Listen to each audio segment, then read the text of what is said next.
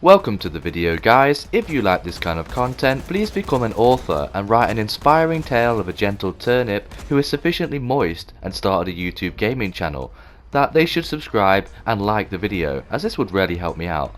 Despite the recent news we received about Dying Light 2 and all the rumours you find on the internet, we are left with some pretty basic information, like the setting of Paris, that there will be factions in the game and that we can side with, and controls will be enhanced, but details of gameplay elements I think most of the fans of the game rarely want to see are about as unclear as who killed Tupac and Biggie.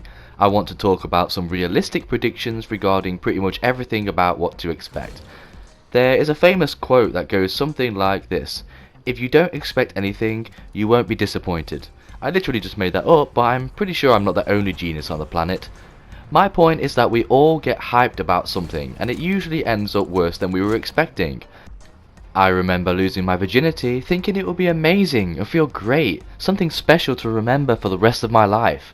The truth is, anal is a little bit painful and my uncle showed no mercy.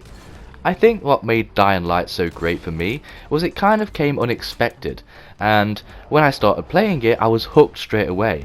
The game was literally digital crack. And of course, it was because of the zero hype that I was so impressed, hence why you should never create hype about the size of your junk. So moving on from the obvious, what can we really expect to see from the final product? Personally, just like the original, I don't think we will see as many side quests as we might think.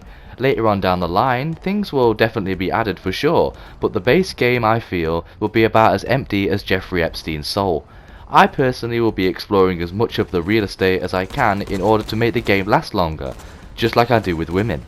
Regarding multiplayer, I have a feeling playing with yourself is going to be just as satisfactory than with a friend, so just like in real life basically. I predict not much will change with multiplayer. There will still be boring challenges to do, and if you want to get trophies or achievements, then you're going to have to rely on players with names like Balls Deep in Your Nostrils 652, as those people are clearly professional and they're the ones to help you out. Now, I've read online about the different day and night cycle compared to the original, and how humans play more of a role in the day and zombies by night.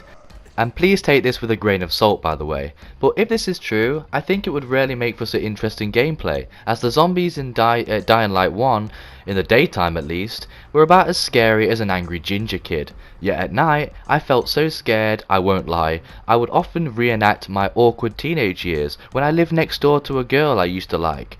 I would sit in a bush, silently reassuring myself that this is normal, whilst occasionally sniffing my own farts.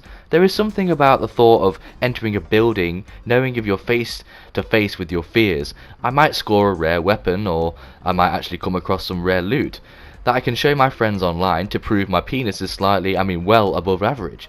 One thing I don't want to see is those zones that you load up knowing it's a nest of volatiles. My prediction is that this game will actually, have what I would call fluid zones.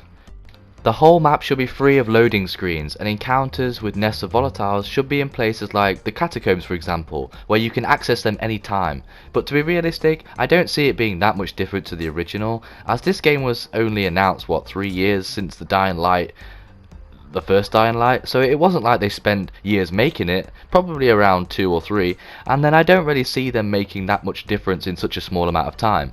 To be honest, as much as I'm looking forward to this game, I have to remain realistic, as the delay and rumours that have come after it have unintentionally created a lot of hype for a game that is older than my son, who has now learned to say "eh fatty bum bum" to the podgy kids in his class, so I don't think the hype is the thing that this game really needs.